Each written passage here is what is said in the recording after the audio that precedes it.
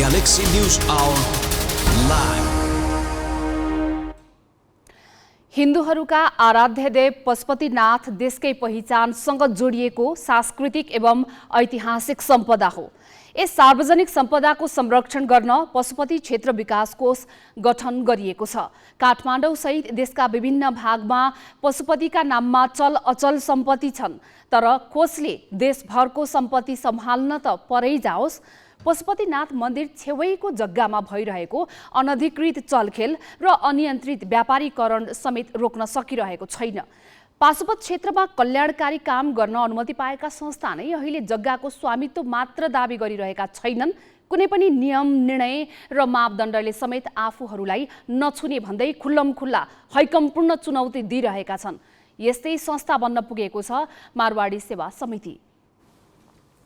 पशुपतिमा छाडिएका बाछालाई घाँसबासको व्यवस्था गर्न र भक्तजनका निम्ति धर्मशाला सञ्चालन गर्न पाएको अनुमति दुरुपयोग गरी मारवाडी सेवा समितिले अहिले जथाभावी संरचना ठड्याएको छ।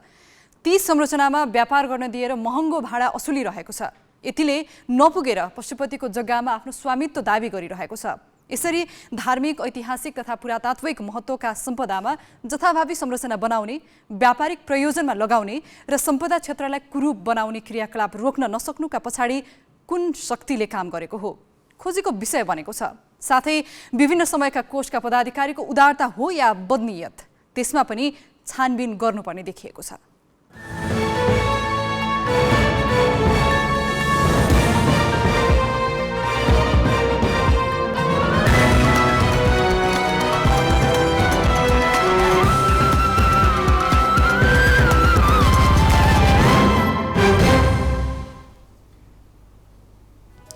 नमस्कार, यो हो ग्यालेक्सी न्यूज आवर। अब हेडलाइन्स।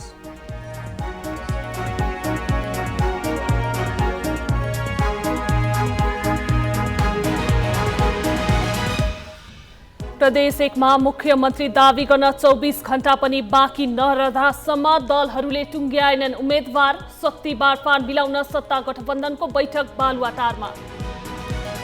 सत्ता समीकरण उल्ट्याउन बाह्य शक्ति लागेको एमाले अध्यक्ष ओलीको टिप्पणी। पर्खाल नागेर हुडल्ने प्रयास नगर्न चेतावनी। बिना बहाना विश्वासको मत दिन आफ्ना सांसदलाई निर्देश। संक्रमण मुक्त घोषणा भएको बाँकेमा दादुराले भयावह रूप लियो। एक सातामै संक्रमण दर 3 गुणाले वृद्धि। चिकित्सक भन्छन् रोग लुकाउँदा समस्या। अमेरिकी संसदको इतिहासमै लामो गतिरोध अन्त्य। रिपब्लिकन नेता म्याकार्थी 15औं प्रयासमा सभामुख निर्वाचित। विपक्षीसँग मिलेर काम गर्ने बाइडेनको प्रतिक्रिया।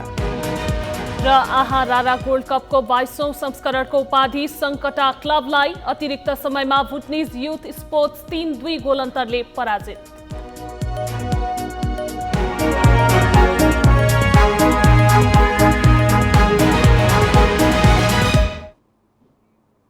सत्ता गठबन्धनका दलहरूबीच शक्ति साझेदारी र पदीय भागबण्डा मिलाउन बालुवाटारमा शीर्ष नेताहरूको बैठक जारी छ। भोलि 5 बजेभित्र प्रदेश एकमा मुख्यमन्त्रीमा दाबी पेश गर्नुपर्ने भए पनि अहिलेसम्म गठबन्धनले औपचारिक रूपमा उम्मेद्वार टुङ्ग्याएको छैन। त्यस्तै 4वटा प्रदेशका मुख्यमन्त्रीमा दाबीका लागि दिइएको समय पर्सि 25 गते सकिँदैछ। पर्सि नै संघीय संसदको अधिवेशन सुरु हुँदैछ भने 26 गते प्रधानमन्त्री पुष्पकमल दाहालले संसदमा विश्वासको मत लिने कार्यक्रम छ। केन्द्रदेखि प्रदेशसम्मै प्याकेजमा सहमति हुनुपर्ने भन्दै गठबन्धनका घटकहरूले मोलमलाई तीव्र पारेका छन्। अहिलेसम्म के कति प्रगति भयो र भागबण्डा कसरी मिलाइँदैछ त, यस विषयमा थप जानकारी लिन्छौँ। ग्यालेक्सी राजनीतिक संवाददाता सृजना घिमिरे प्रधानमन्त्री निवास बालुवाटारबाट प्रत्यक्ष सम्पर्कमा छन्। सृजनाजी, जस्तो अहिलेसम्म प्रदेश एकमा मुख्यमन्त्री दाबी गर्न समय कम छ, त्यसमाथि पनि प्रधानमन्त्रीले विश्वासको मत पनि यस बीचमा जुटाउनु पर्नेछ। अहिलेसम्ममा यस विषयमा चाहिँ के कति प्रगति भएको छ बालुवाटारको बैठकमा? स्मृतिजी, यहाँले भने जस्तै प्रदेश एकको सरकार गठनका लागि प्रदेश प्रमुखले दिएको समय भोलि अपराह्न 5 बजे सकिँदैछ। यसर्थ अहिलेसम्म गठबन्धनबाट कुनै दल, एमाले वा माओवादी वा कुनै दलबाट को मुख्यमन्त्री बन्छन् भन्ने टुङ्गो लागिसकेको अवस्था छैन। बालुवाटारमा अहिले सत्ता साझेदार दलहरूको बैठक केही बेर अघिसम्म सबै दलहरू थिए, जसपा बाहेक अन्य दलहरू सहभागी थिए। तर अहिले भने नागरिक उन्मुक्ति, जनमत, राप्रपा सहित रासोपाको प्रतिनिधिहरू पनि बाहिरिसकेका छन् भने अहिले एमाले अध्यक्ष केपी शर्मा ओली र प्रधानमन्त्री पुष्पकमल दाहाल सहितको टोलीले मात्र छलफल गरिरहेको भन्ने जानकारी हामीले पाएका छौँ।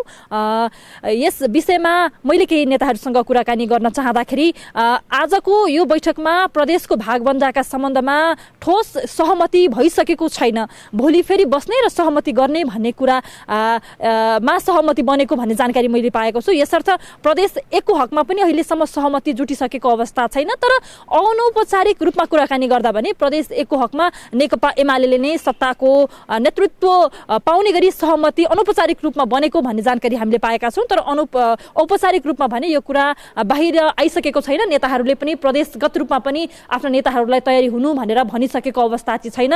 अहिले एमाले अध्यक्ष ओली र प्रधानमन्त्री पुष्पकमल दाहाल बीच भेटवार्ता जारी छ। अब धेरै पदमा एमालेको दाबी देखिन्छ। माओवादीले केन्द्रमा प्रधानमन्त्री र त्यसै गरी प्रदेशमा भने सभामुखमै चित्त बुझाउनु पर्ने भन्ने खालका टिप्पणीहरू पनि आएका छन्।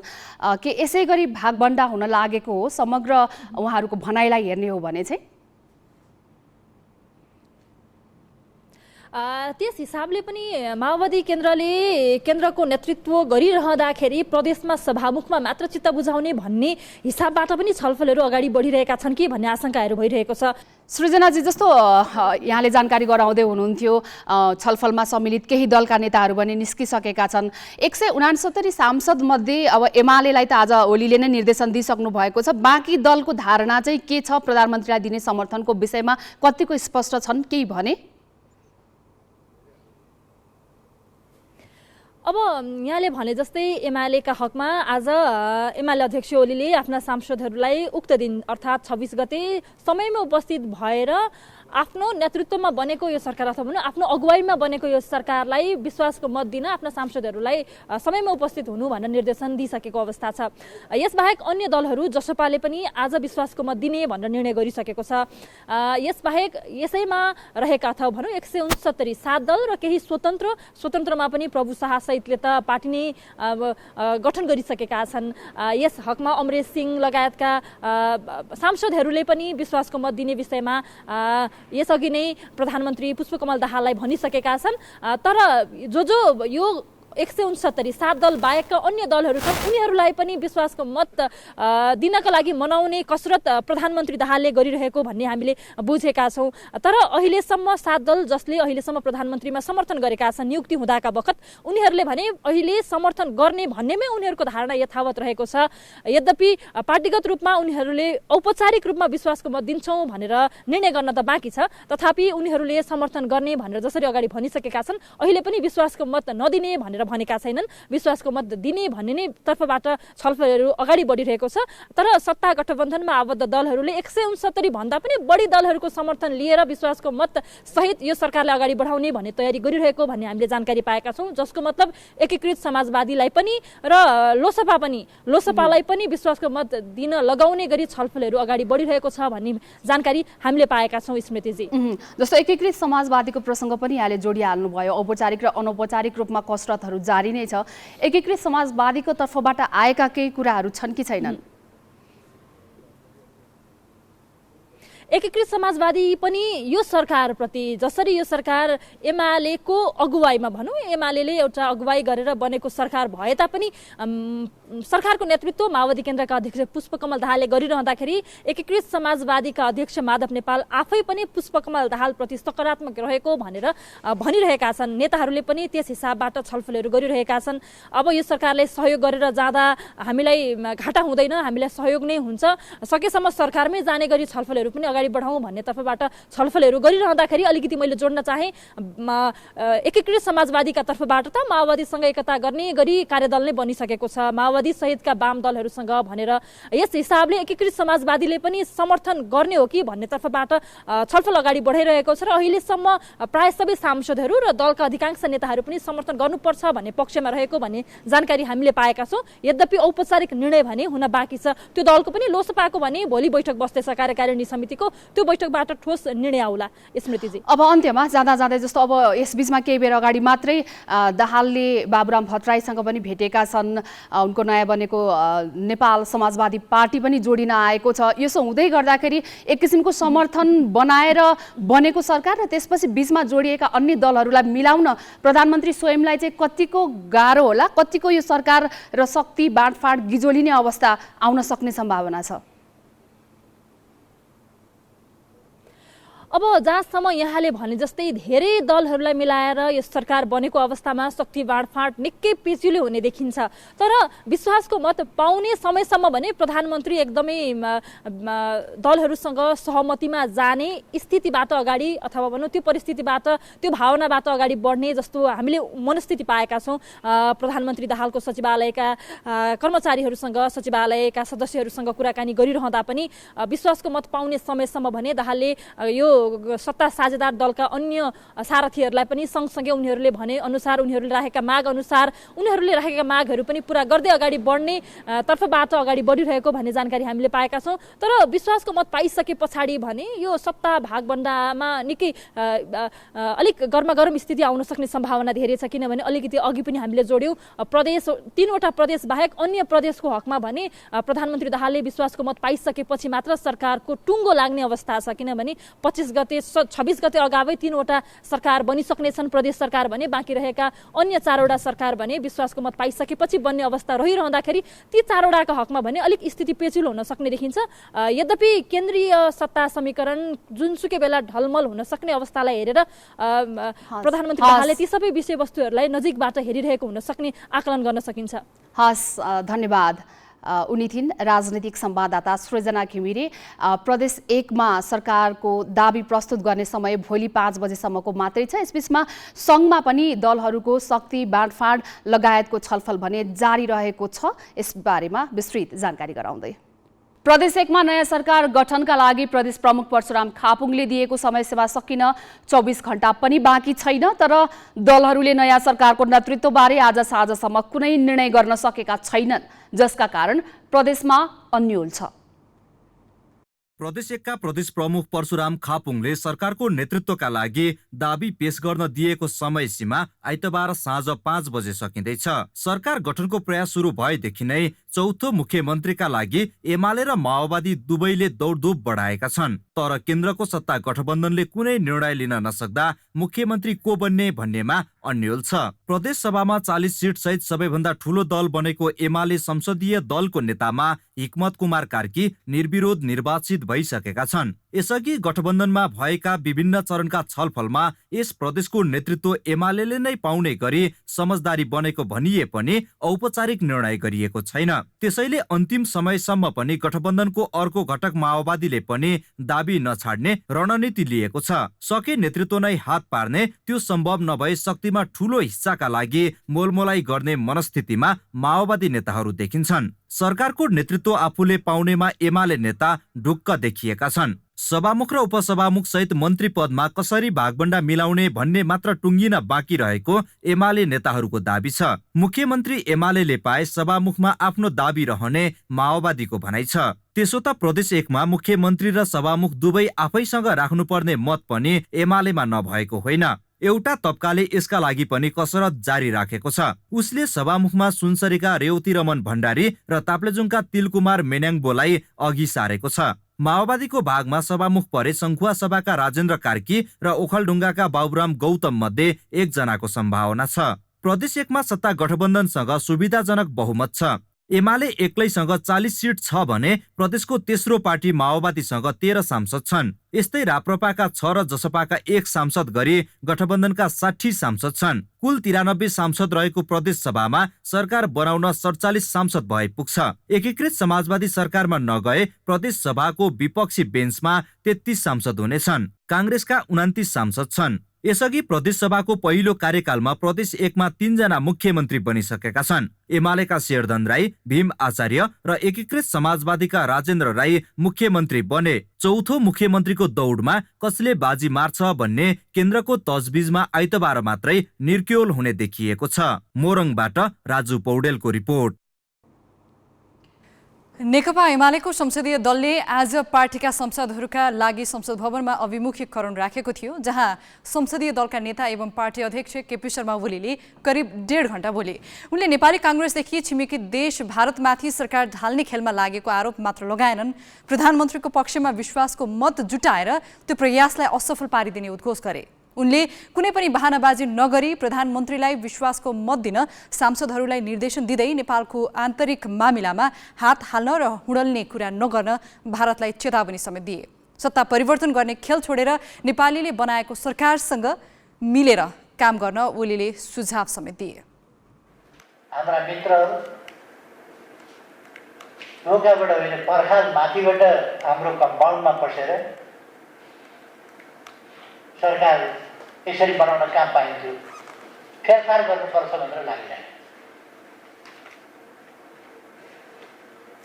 यो मैले किन भन्नै पर्यो भने यस्तो खालको क्रियाकलाप हामी हाम्रा छिमेकीहरू, हाम्रा मित्र कसैबाट पनि यस्तो खालको क्रियाकलापको अपेक्षा गर्दैनौँ।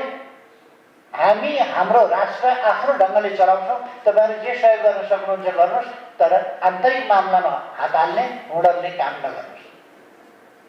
स्टेट कूटनीतिक गतिविधिहरू भनिसक्नु छैन। यस प्रकारका तरिकाहरू बन्द गरौँ, मित्रको हिसाबले चलौँ, सोभरेन इक्वालिटी सार्वभौम समानताको सिद्धान्त अनुसार चलौँ। हामी कसैमाथि अर्ग्यालाइज गर्न गइरहेका छैनौँ, हामीमाथि अर्ग्यालाइज नहोस् भन्ने कुरा मात्रै भनिरहेका छौँ। हामी आग्रह गरिरहेका छौँ हामीमाथि अर्ग्यालाइज नहोस्। नेपालीले नेपालमा सरकार बनाउन नपाउने, चलाउन नपाउने यस्तो पनि गइन्छ।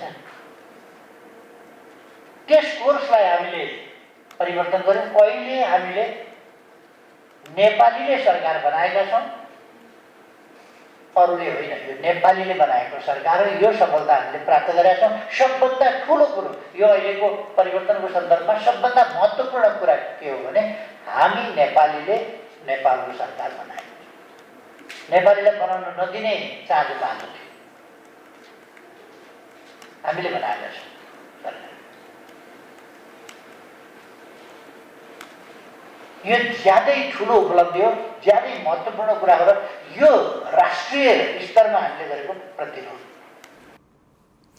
सत्ता गठबन्धनको कार्यदलले न्यूनतम साझा कार्यक्रमको मस्यौदा शीर्ष नेताहरूलाई बुझाएको छ। उपप्रधान एवं अर्थमन्त्री विष्णु पौडेल संयोजक रहेको कार्यदलले आज साँझ प्रधानमन्त्री निवास बालुवाटारमा शीर्ष नेताहरूलाई कार्यक्रमको मस्यौदा बुझाएको हो।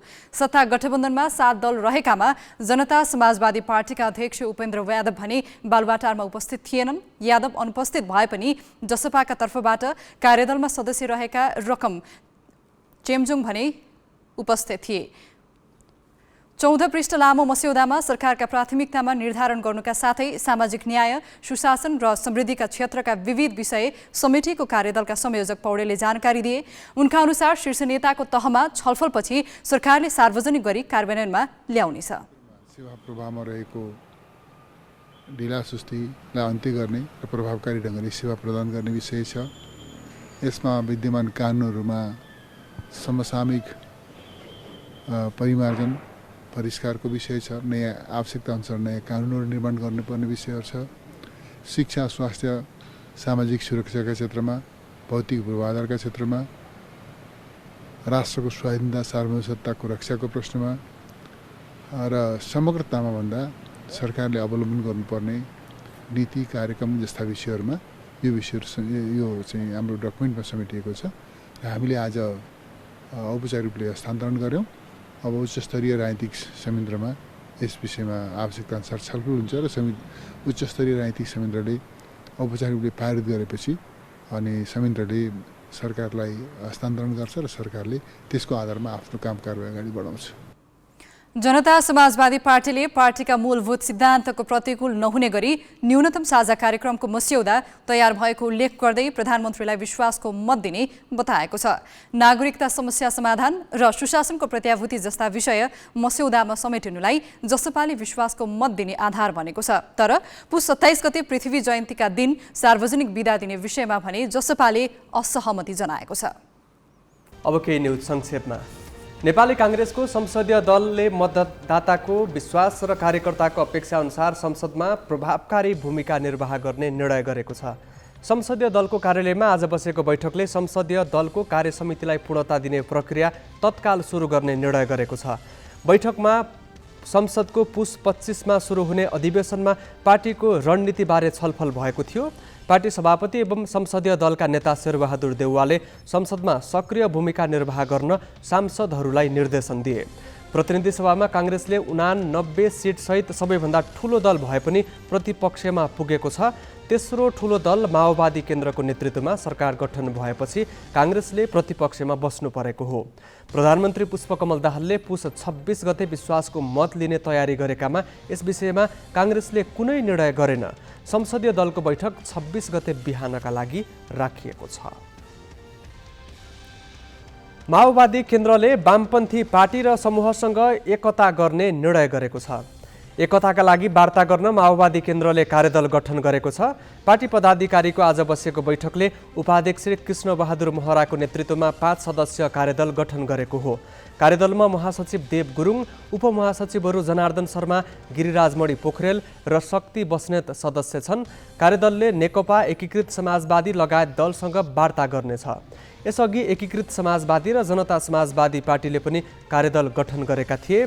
नेपाल समाजवादी पार्टीका अध्यक्ष बाबुराम भट्टराईले आज प्रधानमन्त्री एवं माओवादी केन्द्रका अध्यक्ष पुष्पकमल दाहालसँग भेटेर पार्टी एकताकै विषयमा कुरा गरेका थिए। प्रधानमन्त्री पुष्पकमल दाहालले संघीय शिक्षा ऐन सरकारको प्राथमिकतामा रहेको बताएका छन्। प्रधानमन्त्री दाहालले आज एकीकृत अखिल नेपाल शिक्षक संगठनको केन्द्रीय समिति बैठकलाई सम्बोधन गर्दै संघीय शिक्षा ऐन जारी गर्ने विषयमा सरकार गम्भीर रहेको बताए। अघिल्लो प्रतिनिधि सभामा अधिकांश समय शिक्षा मन्त्रालयको नेतृत्व गरे पनि माओवादी केन्द्रबाट मन्त्री भएकाहरूले विधेयक समेत ल्याउन सकेनन्। प्रधानमन्त्री दाहालले अघिल्लो सरकारका पालामा संघीय शिक्षा ऐनका लागि केही काम भएकाले यसपालि कानुन बन्नेमा विश्वस्त हुन आग्रह गरे।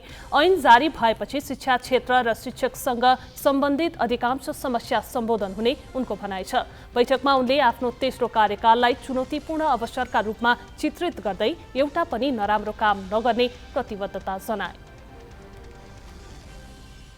उपप्रधान तथा गृहमन्त्री रवि लामिछानेले सशस्त्र प्रहरी बलको प्रधान कार्यालयको निरीक्षण गरेका छन्।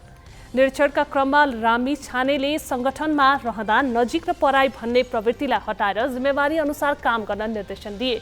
उनले विगतमा भएका कमजोरीलाई सुधार्न र प्रशासनिक एवं व्यवस्थापकीय पक्षमा शून्य कमजोरीका साथ काम गर्न भनेका छन्। उनले जागिर गर्नु भनेको मातृभूमिको सेवा गर्ने अवसर समेत भएको बताउँदै युद्ध गरेर वा शहीद भएर मात्र देशभक्ति नहुने धारणा राखे। निरीक्षणका क्रममा लामिछानेले केन्द्रीय आदेश कक्ष, केन्द्रीय सङ्ग्रहालय, विपद व्यवस्थापनका साथै गोताखोर टोलीसँग उद्धारका विषयमा जानकारी लिएका थिए।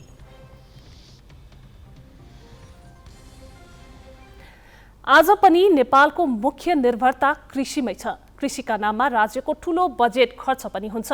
अझ भएन भने उपभोक्ताबाट त्यति नै मूल्य असुलिन्छ। तर मुलुककै मूल पेशा धानेर बसेका किसानहरू भने सबैभन्दा बढी उपेक्षामा छन्।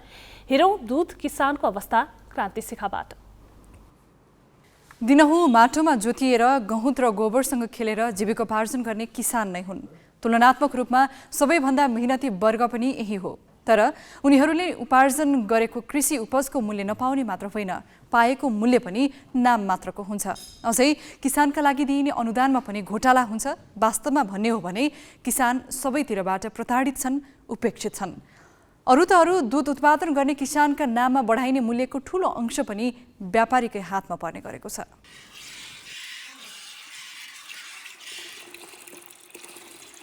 कैलालीका हरि ढकालको भैँसी फार्म छ। फार्ममा 7वटा भैँसी छन्। उनले व्यावसायिक रूपमा दूध उत्पादन र बिक्री थालेको 5 वर्ष भयो। दैनिक औसत 30 लिटर दूध बेच्छन्। पहिलो कुरा त उत्पादित दूध बेच्नै समस्या छ। त्यसमाथि दुधको मूल्य पनि लागतको तुलनामा निकै कम हुन्छ। अर्थात् उनले प्रति लिटर 60 रुपियाँ पाउने गरेका छन्। दानाको मूल्य अत्याधिक बढिरहेको छ, दुधको मूल्य त्यही स्थिर छ र अहिले दुधको मूल्य पनि त्यति राम्रो छैन। त्यो हुनाले पनि किसानहरूलाई सधैँ मर्काम परिरहेको छ र अहिले दुध उत्पादन भए पनि दुध सेल गर्न चाहिँ किसानहरूलाई गाह्रो छ। र डिटिसी दुग्ध संस्थान किसान केन्द्र अथवा किसान केन्द्र भइदिएको भए हामीहरूलाई दुध सेल गर्नलाई अलिकति सहज हुन्थ्यो। ढकालले जस्तै झापा, इलाम, पाल्पा, सुर्खेत, दोलखा, रूपन्देही, स्याङ्जा लगायत जिल्लाका किसानले पनि प्रति लिटर दुधको औसत 50 रुपियाँ पाउँछन्। काठमाडौँ नजिकका धादिङ, चितवन, मकवानपुर, नुवाकोट, काभ्रे लगायत जिल्लाका किसानले 60 रुपियाँ हाराहारी पाउने गरेका छन्। तर काठमाडौँका उपभोक्ताले 1 लिटर दुधका लागि 100 रुपियाँ भन्दा बढी तिर्नुपर्छ। दुःख किसानले गरेका छन्, तर लाभ व्यापारीले उठाइरहेका छन्। दुधको उचित मूल्य नपाउनु देशभरका किसानको साझा समस्या हो। पशु आहारमा महँगी बढेर माथि पुगेको छ, अन्य लागत पनि बढेको छ, तर त्यस अनुसार उनीहरूले मूल्य पाउँदैनन्। कम्पनीहरूले नै लगेका छन्, हाम्रो पनि किसानको पनि लगानी। यसले गर्दाखेरि हामीलाई चाहिँ जति पाउनु पर्ने हो उत्पादनको लागत अनुसारको हामीले पाएका छैनौँ र अहिले हाम्रो बजारमा 80 रुपियाँ लिटर खुर्दा मूल्य गइराखेको छ र केही मान्छेहरूले अब अलिक कममा पनि डेरीले कममा लगिदिएको छ। यसले गर्दाखेरि सन्तुष्ट छैनौँ। अब यसले गर्दा हराशायी हुँदै गएको छ किसानका यी फर्महरू पनि। बजार भाउ त्यही त, हामीले गाईको दुध दिँदा 50 रुपियाँ पर्छ, उनीहरूले अब 110 मा बेच्छन् मिस्कट बनाएर। अब त्यस्तै हो, किसानीलाई मर्कै पर्छ। किसानीलाई चाहिँ अब बिचौलियाले खाने हो, किसानीले अब खासै त्यति राम्रोसँग भाउ पाउँदैन के। दुग्ध विकास बोर्डले सामान्यतः हरेक 2 वर्षमा दुधको मूल्य बढाउँछ, तर बोर्डले बढाएको मूल्यको साह्रै सानो अंश मात्र किसानसम्म पुग्छ। पशुपालनमा लागत बढ्दै जाने तर त्यस अनुरूपको मूल्य नपाउने समस्याले उनीहरू हैरान छन्। ल्याक्टोफ्याट हेरेर 48 रुपियाँ 20 पैसा, 48 रुपियाँ 60 पैसा पाउँछु, तर हाम्रो लागत हेरेर चाहिँ 80 रुपियाँ चाहिँ हुनु नै पर्ने हो। 2069 फागुनदेखि 2078 माघसम्ममा दुग्ध विकास बोर्डले 6 पटक दुधको मूल्य बढाएको छ। बोर्डको अभिलेख अनुसार 10 वर्ष अघि किसानले 35 रुपियाँ पाउँथे, उपभोक्ता मूल्य 50 थियो। अहिले किसानले 56 रुपियाँ पाउँछन्, उपभोक्ताले 86 रुपियाँ तिर्नुपर्छ। धरातलीय यथार्थ भने फरक छ। 10 वर्षको यो अवधिमा काठमाडौँका उपभोक्ताले तिर्नुपर्ने मूल्य प्रति लिटर 50 बाट बढेर 110 रुपियाँ हाराहारी पुगिसकेको छ, तर किसानले पाउने मूल्य भने 35 बाट बढेर 50 हाराहारी मात्रै पुगेको छ। यो अवधिमा उपभोक्ताले तिर्ने मूल्य 120% बढ्दा किसानको भागमा भने 43% मात्रै थपिएको छ।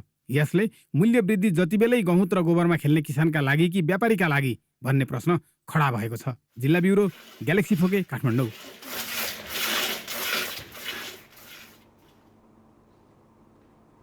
कृषि प्रधान देश भनिए पनि यहाँ किसान नै सबैभन्दा बढी मर्कामा छन्। सबैतिरबाट उनीहरू नै ठगिन्छन्। भोक प्यास र दिनरात नभनी काममा खटिने गाई भैँसी पालक किसानले नै दुधको उचित मूल्य पाउँदैनन्। कतिपय अवस्थामा त उनीहरूलाई लागत उठाउन समेत हम्मे हुन्छ। उपभोक्ताको ढाड सेकिन्छ, तर नाफा बीचका व्यापारीको पोल्टोमा जान्छ।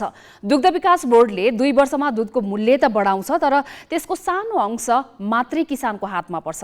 किसानको हातमा बढी लाभ पुग्ने गरी दुधको मूल्य बढाउन किन कन्जुस्याई गरिन्छ भनेर हामीले दुग्ध विकास बोर्डका कार्यकारी निर्देशक राजेन्द्र प्रसाद यादवलाई प्रश्न गरेका छौँ।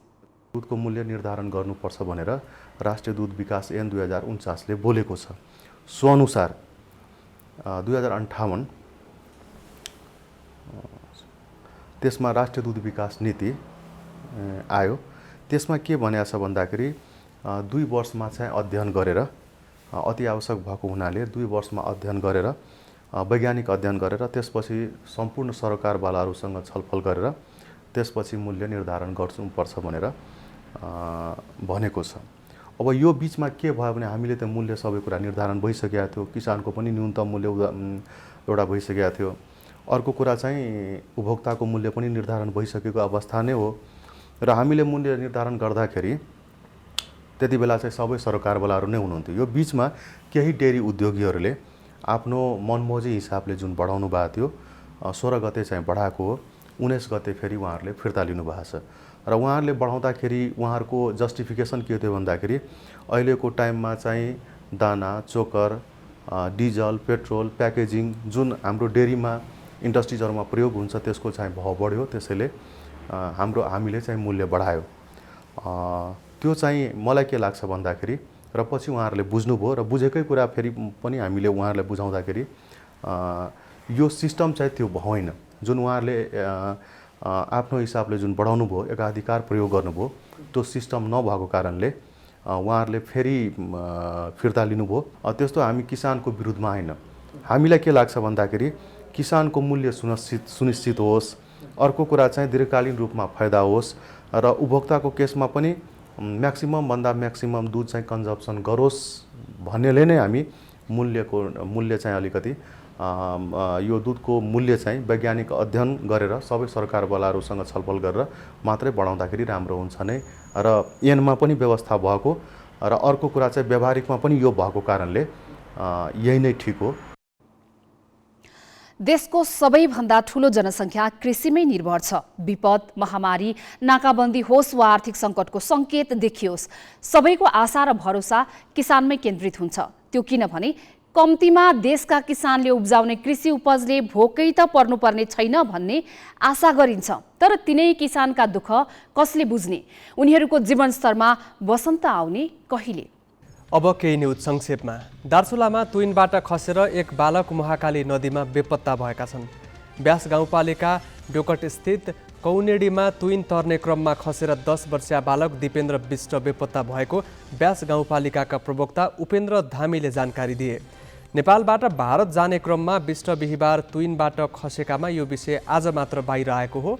यस क्षेत्रबाट हिउँदको समयमा भारततर्फ खर काट्न जाने चलन छ। 100 मिटर माथि झुलुङ्गे पुल भए पनि छिटो जानका लागि स्थानीयले अस्थायी तुइन प्रयोग गर्दै आएका छन्। काभ्रेमा नदी तथा खानीजन्य उद्योग आजदेखि बन्द गरिएका छन्। नदी तथा खानीजन्य पदार्थ उत्खननबाट विपदजन्य घटना घटिरहेको निष्कर्षसहित जिल्ला विपद व्यवस्थापन समितिको निर्णयअनुसार नदी तथा खानीजन्य उद्योग बन्द गराइएका हुन्। जिल्ला समन्वय समितिले गठन गरेको कार्यदलले नदी तथा खानीजन्य उद्योग मापदण्ड विपरीत सञ्चालन हुँदै आएको प्रतिवेदन बुझाएको थियो। प्रतिवेदन अनुसार जिल्लामा 48वटा क्रसर तथा खानी उद्योग सञ्चालन हुँदै आएकामा 29वटा अवैधानिक हुन्। कानुन विपरीत ढुङ्गा, गिटी, रोडा, बालुवा उत्खनन तथा दोहन कार्यलाई नियमन गर्न अवैध क्रसर तथा खानी उद्योग बन्द गराइएको प्रमुख जिल्ला अधिकारी हुमकला पाण्डेले जानकारी दिइन्। अमेरिकी तल्लो सदनको सभामुखमा रिपब्लिकन नेता केभिन म्याकार्थी निर्वाचित भएका छन्। 15औं पटक भएको मतदानमा म्याकार्थी 216 मतसहित निर्वाचित भएका हुन्। उनका प्रतिद्वन्दी डेमोक्रेट्सका हकिम जेफरीज 212 मत सहित पराजय भए। संसदको प्रक्रिया प्रारम्भ भएको लगभग 12.5 घण्टा र गतिरोध देखा परेको 4 दिनपछि सभामुख चयन भएका हुन्। नवनिर्वाचित सभामुख म्याकार्थीलाई राष्ट्रपति जो बाइडेनले बधाई दिएका छन्। बाइडेनले आफू रिपब्लिकनहरूसँग मिलेर काम गर्न तयार रहेको बताएका छन्। उनले केही समय पहिले सम्पन्न मध्यावधि निर्वाचन मार्फत मतदाताहरूले आफूसँग रिपब्लिकनहरूसँग मिलेर काम गर्ने अपेक्षा राखेको प्रतिक्रिया दिए। यसअघि भएका मतदानमा म्याकार्थीकै पार्टीका केही सांसदहरूले समर्थन नगर्दा उनी सभामुख निर्वाचित हुन सकेका थिएनन्। अमेरिकी तल्लो सदनमा 435 सांसद मध्ये एक पद रिक्त छ। संसदमा बहुमत प्राप्त रिपब्लिकनका 222 र डेमोक्रेट्सका 212 सांसद छन्। नेपालमा हरेक विषय घोषणामा निकै हतार गरिन्छ। खुला दिशामुक्त होस्, कुष्ठरोग उन्मूलनको कुरा होस् वा दादुरा संक्रमणमुक्त जिल्ला। तर संक्रमणमुक्त भनिएकै बाँकीमा भने दादुराका कारण बालबालिकाको ठूलो हैरानी खेपिरहेका छन्। थप प्रसङ्ग स्मृति मल्लबाट। पूर्ण खोप जिल्ला घोषणा भई दादुरा संक्रमण मुक्त जिल्ला घोषणा भएको बाँकेमा दादुरा संक्रमणले भयावह रूप लिन थालेको छ। नेपालगञ्ज आसपासका स्थानीय तहमा एक सातामा संक्रमण दर 3 गुणाले बढेको छ। हालसम्म 36 जनामा संक्रमण पुष्टि भइसके पनि रोकथामका लागि सरकारी स्तरबाट कुनै पहल हुन सकेको छैन। गत बुधबार दादुरा संक्रमणका कारण बाँकेको नेपालगञ्जमा 2.5 वर्षका बालकको मृत्यु भयो।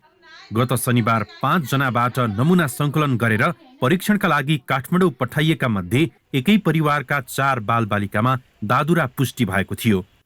दादुरा संक्रमण फैलिँदै जान थालेपछि अहिले जनमानसमा त्रास देखिएको छ।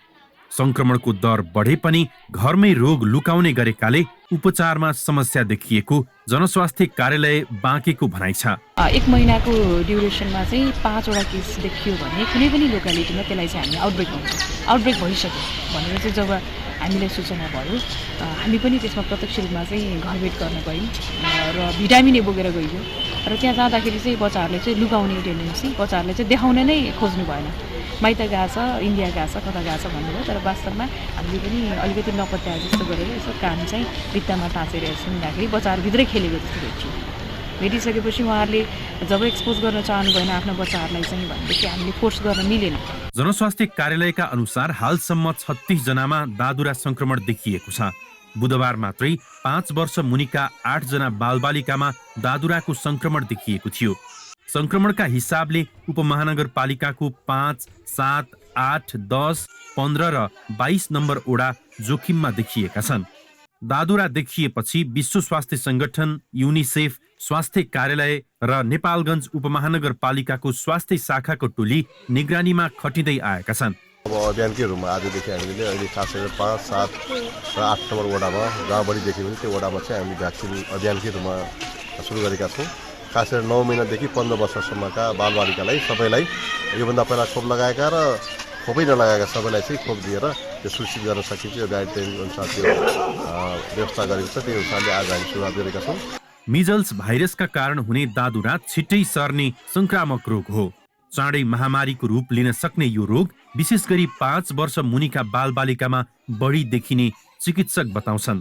अब यो एकदमै संक्रामक मध्येको रोग मानिन्छ। यसलाई समाजमा एउटा पनि मिजल्सको केस देखियो भने नदेखिएका अन्य धेरै केसहरू हुन सक्ने खालको यो चाहिँ यसको चाहिँ क्यारेक्टरिस्टिकहरू हुन्छ।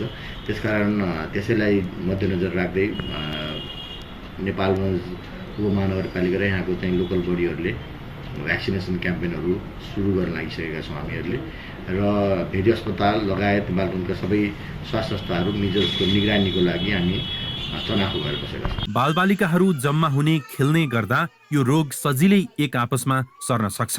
तर रोग लागिसकेकाको उपचारमा लापरवाही र थप सजगता नअपनाउँदा दिन प्रतिदिन संक्रमणको जोखिम बढ्दै गएको छ। संक्रमणको रोकथामका लागि सरकारी स्तरबाट कुनै पनि पहल हुन सकेको छैन। समयमा सही निदान गर्न पहल नगरे 7 दिनमा नेपालगञ्जमा दादुराका बिरामीले अस्पतालमा खुट्टा राख्न नसक्ने अवस्था आउने निश्चित छ। ग्यालेक्सी फोकेका लागि नेपालगञ्जबाट क्षेत्रनाथ देवकोटाको रिपोर्ट। पशुपतिनाथ मन्दिरको 9 रोपनी 9 आना जग्गामा मारवाडी सेवा समितिले पशुपति गौशालाको नाममा मोही स्वामित्व दावी गरेपछि विवाद उत्कर्षमा पुगेको छ। पशुपतिमा छाडिएका साँडेको संरक्षण गर्न र गौशाला सञ्चालनका लागि गरिएको सम्झौताको अपव्याख्या गरी आफ्नै स्वामित्वको जग्गा भन्दै जथाभावी संरचना निर्माण र व्यापारीकरण गर्दा पनि पशुपति क्षेत्र विकास कोषले सम्झौता भङ्ग गर्न भने कुनै पहल गरेको छैन। पशुपतिनाथ अमालकोट कचहरी नाममा रहेको गुठीको उक्त जग्गा मध्ये 1 रोपनी 2 आना जग्गा 1997 सालमा तत्कालीन प्रधानमन्त्री जुद्ध शमशेरले रामकुमार अग्रवाललाई पशुपतिमा चढाइएका दूध कटुवा बाछा पाल्न घाँसका निम्ति उपलब्ध गराएका थिए। तर स्वामित्व हस्तान्तरणको अभिलेख कहीँ कतै उल्लेख छैन। त्यसपछि विभिन्न भट्टा र अधिकारीहरूले पशुपति गौशालालाई जमिन दिँदै 9 रोपनी 9 आना पुर्याए र गौशालालाई नै जग्गाको मोही बनाइदिए। यसको अभिलेख दिल्ली बजार मालपोत कार्यालयमा देखिन्छ। अभिलेख अनुसार 2046 वैशाख 18 गतेको अमालकोट कचहरीले गौशालालाई मोही कायम गरिदिएको देखिन्छ भने गौशालाले मोहीको प्रमाणपत्र त्यसको 7 दिनपछि अर्थात् 2046 वैशाख 25 गते आइतबार प्राप्त गरेको छ। यो 46 साल 1 महिना 18 गतेको हाम्रो श्रेष्ठता भनेको हजुरको हेर्नुहोस् है, यहाँ तपाईँको श्री पशुपतिनाथ अमालकोट कचहरी जग्गा धनी है, तपाईँको मोही पशुपति गौशाला 2 क किता नम्बर 83, 2 क 85, 4 रुपियाँ 15 आना पैसा, 4 रुपियाँ 10 आना जग्गा हाम्रो जिउँदैछ। हजुरले खिच्नु पनि हो, चाहिन्छ भने हामी श्रेष्ठताको प्रतिलिपि पनि दिन्छौँ हजुरलाई। यसको जग्गा धनी चाहिँ अमालकोट कचहरी देखियो हाम्रो यहाँबाट अभिलेखबाट छैन 2044 सालमा पशुपति क्षेत्र विकास कोष स्थापना हुनु अघिसम्म विदेशबाट आएका मूल भट्टा नै प्रमुख अर्थात् अमाली हुन्थे। आफूले पाएको सर्वाधिकार गलत ढङ्गले उपयोग गर्दा समस्या सिर्जना भएको जानकारहरूको भनाइ छ। त्यतिबेला पशुपति क्याम्पस, नेपाल टेलिकम लगायतका संस्थालाई थोरै रकममा पशुपतिको जग्गा बाँडिएको थियो। कोष स्थापना भएपछि भने सहजै जग्गा बाँड्ने कार्य रोकिएको थियो। तर सुशील नहाटा सदस्य सचिव हुँदा 2060 सालमा गौशाला धर्मशाला सञ्चालन गर्न दिने गरी माडवारी सेवा समितिसँग सम्झौता गरेपछि भने थप समस्या सिर्जना भएको छ। समितिले गुठीसँग गरेको सम्झौतालाई लाल पूर्जा सरह व्याख्या गर्दै यस जग्गाको सम्पूर्ण हकभोक र स्वामित्वको अधिकार दाबी गरिरहेको छ। पशुपति क्षेत्रको संरक्षण र व्यवस्थापन गर्ने सम्पूर्ण अधिकार रहेको कोषको निर्देशनलाई समेत व्यवस्था गरी जथाभावी संरचना निर्माण र व्यापारिक प्रयोजनमा भाडामा समेत लगाई ठूलो रकम आम्दानी पनि गरिरहेको छ। ऐतिहासिक, पुरातात्विक एवं सांस्कृतिक महत्त्वको पशुपतिनाथ क्षेत्रको जमिनलाई विवादरहित बनाउन गौशालालाई स्थानान्तरण गर्नुपर्ने र तोकिएको उद्देश्यभन्दा बाहेकमा उपयोग गर्न नपाउने शर्तमा कडाई गर्नुपर्ने संस्कृतिविदको सुझाव छ। के गर्दा पशुपति क्षेत्र विकास कोषको लागि चाहिँ राम्रो हुन्छ, उनीहरूलाई समन्वयमा ल्याएर सद्भावमा ल्याएर उनीहरूसँग चाहिँ सुसम्बन्ध कायम गरेर बरु अरू राम्रो काममा कहाँ चाहिँ हात हाल्न सकिन्छ त्यतातिर उनीहरूका चाहिँ समूहका मानिसहरूलाई लौ न यसा गरौँ भन्ने हो भने मलाई लाग्छ त्यो के अरे कचिङ्गल राखेर समस्या बनाएर मारवाडी सेवा समिति र पशुपति क्षेत्र बिचमा त झगडा छ भन्ने पार्नुभन्दा सौहार्द सम्बन्ध छ।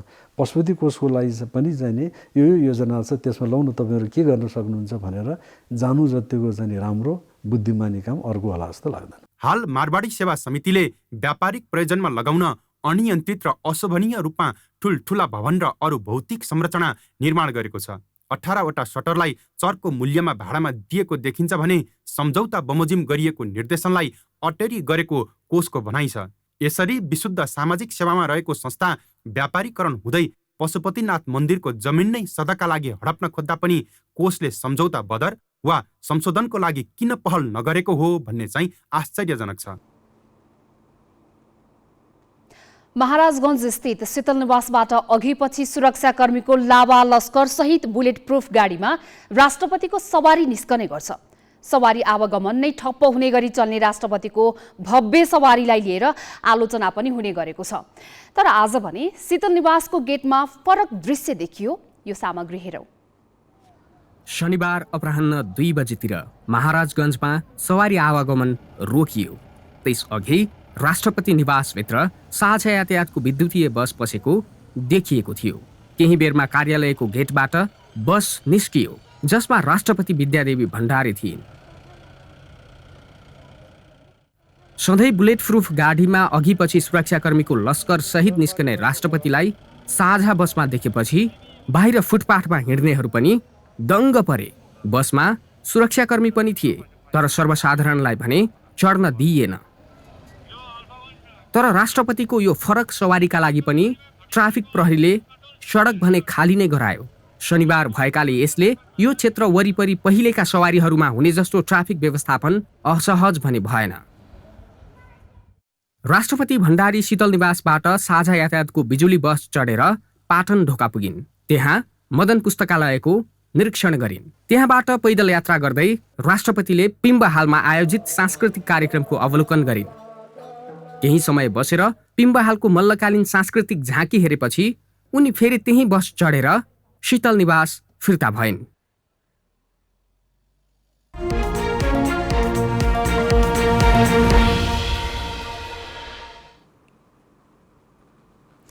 सोह्र महिनादेखि निराश रहँदै आएका शेयर लगानीकर्तामा हालैका 2 साता उत्साह प्रवर्धक रहे।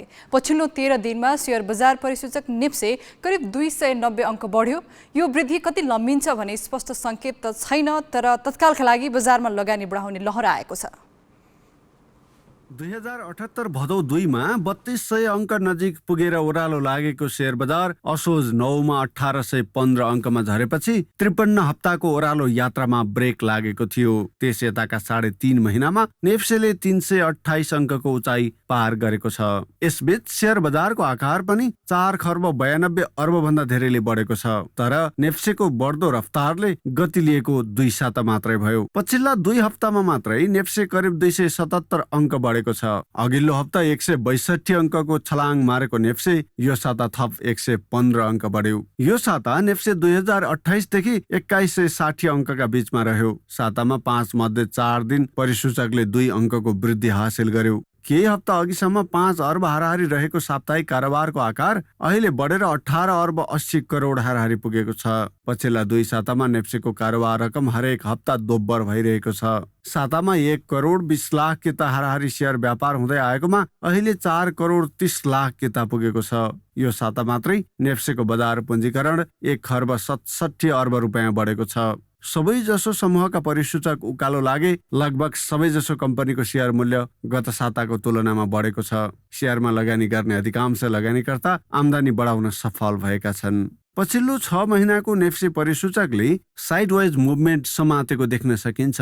परिसूचक 1800 देखि 2200 अङ्कको बीचमा स्थायित्वका निम्ति अघि बढिरहेको छ। अहिले तेज गतिमा उकालो लागे पनि नेप्सेले यो करिडोर छिचोलिसकेको छैन। त्यसैले नयाँ बुलरन अर्थात् शेयर बजारले अर्को कीर्तिमानी उचाइको बाटो ततायो भनेर भनिहाल्ने बेला भएको छैन। यसअघिका प्रवृत्ति निहाल्दा पनि नेप्से अहिलेको वृद्धिबाट फर्केर फेरि अर्को न्यूनतम बिन्दुसम्म झर्ने सम्भावना कायमै छ। तर परिसूचकले 2200 अङ्क पार गर्यो भने अर्को 150 अङ्क सहजै छिचोल्न सक्ने सम्भावना पनि देखिन्छ। बिजनेस ब्युरो, ग्यालेक्सी फोके, काठमाडौँ।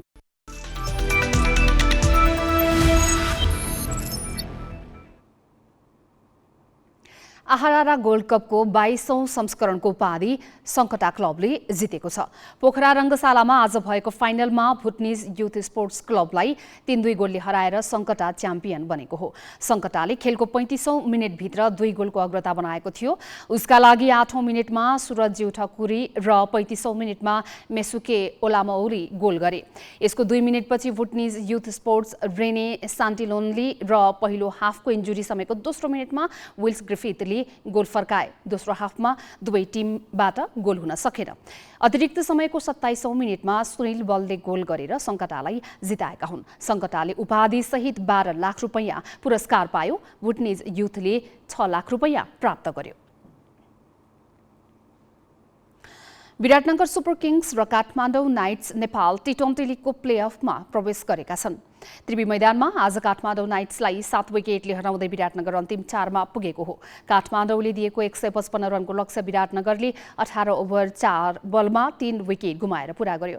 कप्तान रोहित पौडेलले 66 रनको योगदान गरे। गौरांशु शर्माले अभिजित 51 रन बनाउँदा हुसेन तलतले 21 रन जोडे। अविनाश बोहराले 2 विकेट लिए। पहिले ब्याटिङ गरेको काठमाडौँले 20 ओभरमा 6 विकेट गुमाएर 154 रन बनाएको थियो। सन्तोष कार्की र एलेक्स ब्लेकले 34-34 तथा सन्दीप प्रजालीले 30 रन बनाउन सके। राजनानन्दले 4 विकेट लिए। हारका बावजुद काठमाडौँ नाइट्सले पनि प्लेअफमा स्थान बनाएको छ। पोखरा एभेन्जर्स फार वेस्ट युनाइटेडसँग पराजित भएपछि काठमाडौँ नाइट्सले प्लेअफमा स्थान बनाएको हो। फार वेस्टले पोखरालाई 41 रनले हरायो। टस जितेर पहिले ब्याटिङ गरेको फार वेस्टले निर्धारित ओभरमा 5 विकेटको क्षतिमा 187 रन बनायो। कप्तान हस्मतुल्लाह साहिदीले 67 र विनोद भण्डारीले 59 रनको योगदान गरे। अभिमन्यु मिथुनले 2 विकेट लिए। 188 रनको लक्ष्य पछ्याएको पोखरा 18 ओभर 1 बलमा 146 रन बनाएर अल आउट भयो। कप्तान उपुल थरङ्गाले सर्वाधिक 36 रन बनाए। दुर्गेश गुप्ताले 3 विकेट लिए। हारपछि पोखरा प्रतियोगिताबाट बाहिरिएको छ। फार वेस्ट यसअघि नै बाहिरिएको थियो।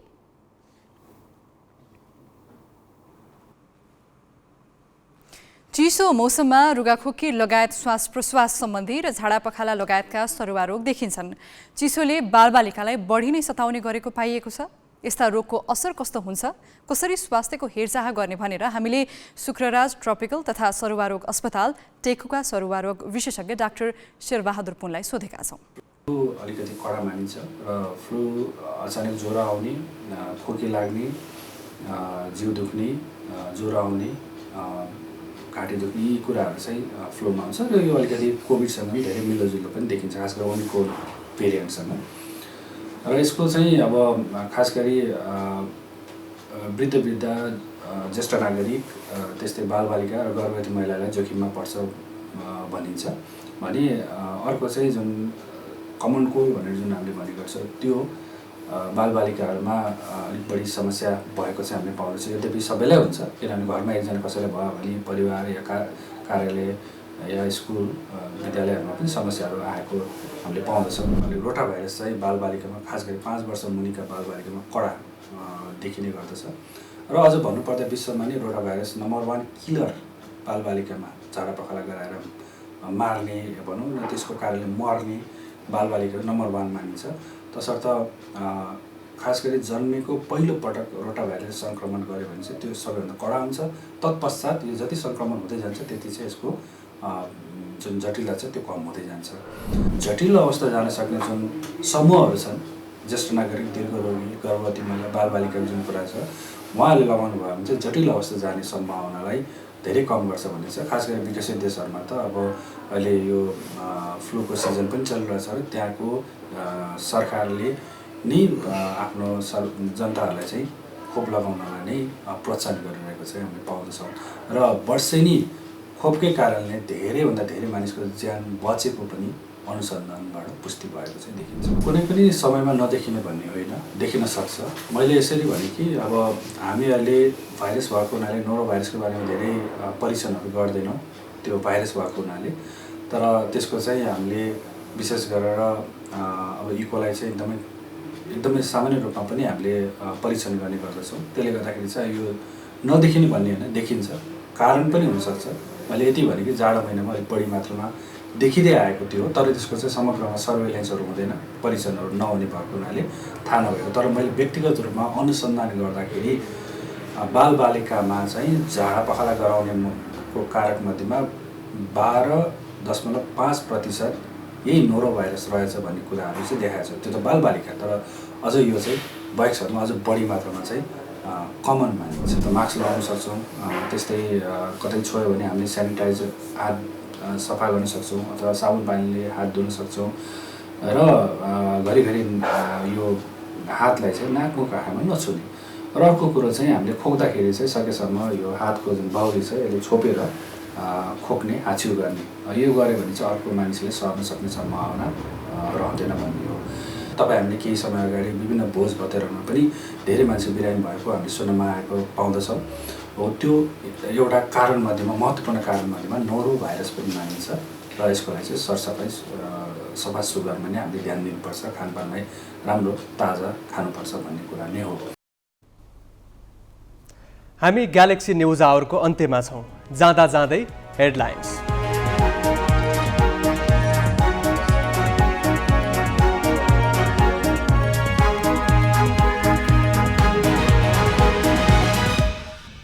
प्रदेश 1 मा मुख्यमन्त्री दावी गर्न 24 घण्टा पनि बाँकी नरहँदासम्म दलहरूले टुङ्ग्याएनन् उम्मेद्वार। शक्ति बाँडफाँड मिलाउन सत्ता गठबन्धनको बैठक बालुवाटारमा।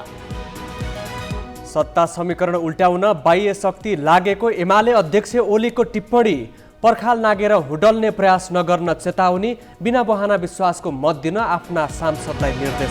संक्रमण मुक्त घोषणा भएको बाँकेमा दादुराले भयावह रूप लियो। एक सातामै संक्रमण दर 3 गुणाले वृद्धि। चिकित्सक भन्छन् रोग लुकाउँदा समस्या। अमेरिकी संसदको इतिहासमै लामो गतिरोध अन्त्य। रिपब्लिकन नेता म्याकार्थी 15औं प्रयासमा सभामुख निर्वाचित। विपक्षीसँग मिलेर काम गर्ने बाइडेनको प्रतिक्रिया। र आहा रारा गोल्ड कपको 22औं संस्करणको उपाधि सङ्कटा क्लबलाई। अतिरिक्त समयमा भुटनिज युथ स्पोर्ट्स 3-2 गोल अन्तरले पराजित।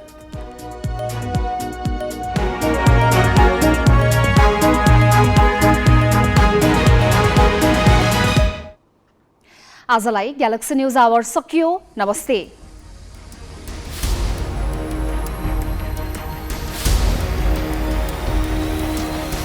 This is Galaxy News Hour Live.